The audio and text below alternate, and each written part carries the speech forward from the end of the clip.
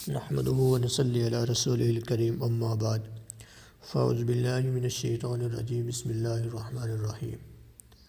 میرے عزیز دوستو اور محترم سامعین، آج کی نشست میں حضرت عمر بن عبدالعزیز رحمۃ اللہ علیہ کا محبت الہی میں عیش و عشرت کا ترک کرنا، یعنی اللہ کی محبت میں بادشاہت کو چھوڑ دینا اور اس کے ڈر اور خوف سے کیسے زندگی گزارنا، اس کو بیان کرتا ہوں۔ حضرت عمر بن عبدالعزیز رحمۃ اللہ علیہ بچپن ہی سے بڑے شوقین مزاج تھے۔ آپ خود فرمایا کرتے تھے کہ میں بلند سے بلند مرتبے کا مشتاق رہتا ہوں۔ آپ کے شوق کا یہ عالم تھا کہ اتنا مشک اور عنبر اور عود لگاتے تھے کہ جس بازار سے گزرتے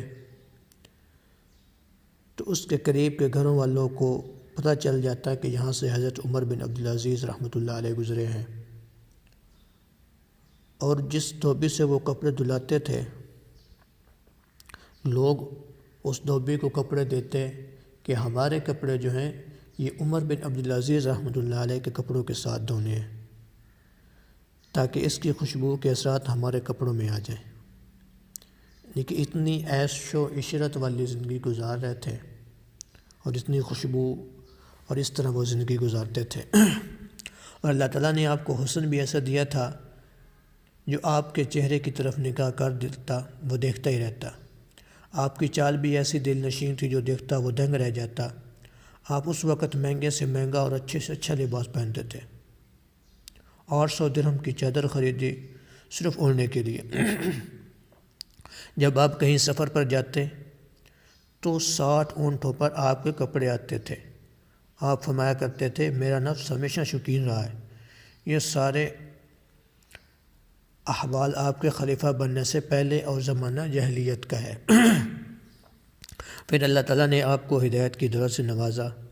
جب خلیفہ سلمان بن عبد الملک کے انتقال کا وقت آیا تو رجاء نے اس سے کہا، ارے سلمان، مرنے سے پہلے ایسا کام کر جس سے تیری آخرت بن جائے۔ اس نے کہا کیا کروں؟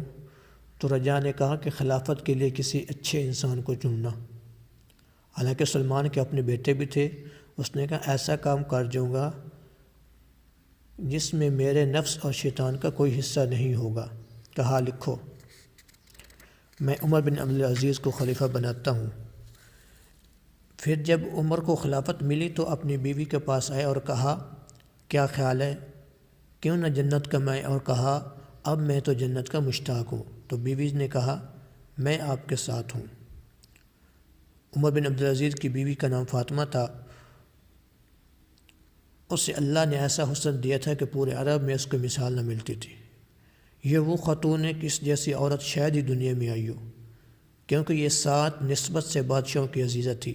اس کا دادا بادشاہ، اس کا باپ بادشاہ، اس کے 4 بھائی بادشاہ تھے، اور خود عمر بھی خلیفہ تھے۔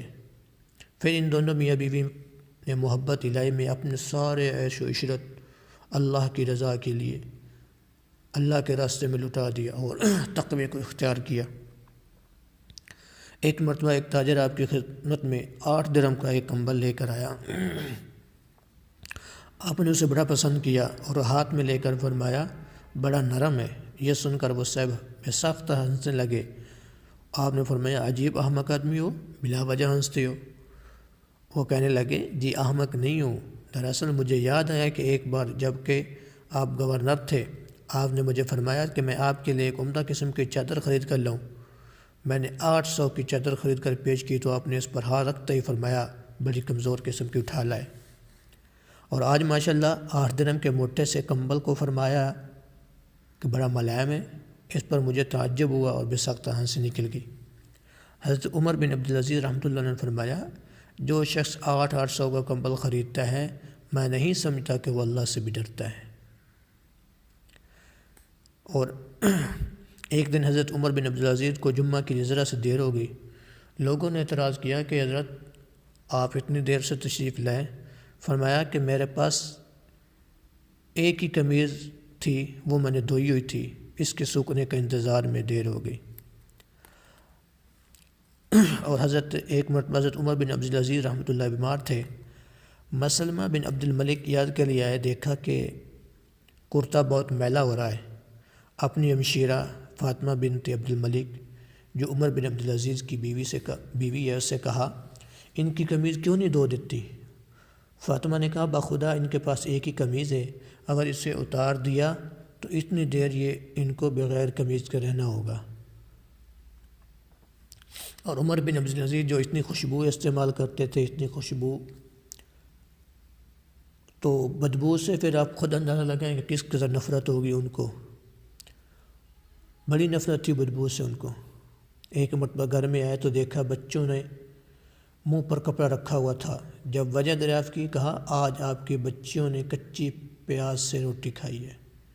یہ سننا تھا کہ عمر بن عبدالعزیز دھاڑے مار مار کر رونے لگے۔ 3 براعظم کا بادشاہ، لیکن گھر میں کھانے کو کچے پیاز کے سوا کچھ نہیں۔ یہ تھی اللہ سے محبت، اللہ سے ڈر کہ اللہ کی محبت کے لیے یہ سب کچھ اللہ کے راستے میں قربان کر دیا۔ پھر آپ نے روتے ہوئے کہا کہ میری بچیوں، میرے پاس 2 راستے تھے۔ ایک راستہ تو یہ تھا کہ میں اللہ کی نافرمانی کر کے دولت کماتا اور ساری زندگی ایش و عشرت میں گزارتا اور تمہیں اچھے اچھے کپڑے پہناتا اور اچھے اچھے کھانے کھلاتا۔ دوسرا راستہ یہ تھا کہ اللہ کی چاہت کے مطابق زندگی گزار کر اس دنیا سے چلا جاتا، غرض میں نے دوسرے راستے کو اختیار کیا۔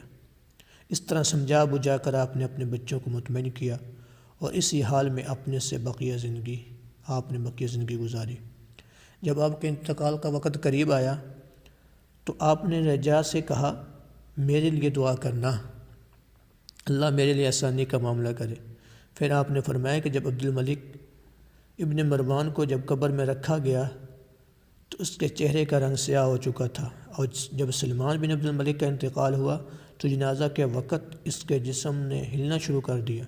لوگوں نے کہا شاید زندہ ہو گیا ہے، تو میں نے کہا اس کو جلدی دفن کر دو کیونکہ اس پر مرنے سے پہلے ہی اللہ کا عذاب آ چکا ہے۔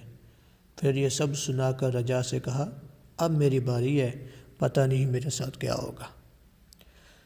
پھر اس اللہ کے بندے کے ساتھ اللہ تعالیٰ نے کیا معاملہ کیا سارے جہاں نے دیکھا۔ جب عمر بن عبدالعزیز رحمۃ اللہ علیہ کو قبر کے قریب رکھا گیا تو آسمان سے ایک پرچہ آ کر گرا جس پر جو سطریں لکھی ہوئی تھیں۔ پہلی سطر بسم اللہ الرحمن الرحیم، دوسری سطر ھذا براۃ من الملک العزیز لعبدہ عمر بن عبدالعزیز من النار، یہ پروانہ ہے عمر بن عبدالعزیز کے لیے جہنم کی آگ سے خلاصی کا۔ عباسی خلیفہ منصور نے حضرت عبد الرحمن بن قاسم بن محمد ابو بکر سے فرمائش کی کہ کوئی نصیحت فرمائیے۔ فرمایا آنکھوں دیکھی سناؤ یا سنی سنائی؟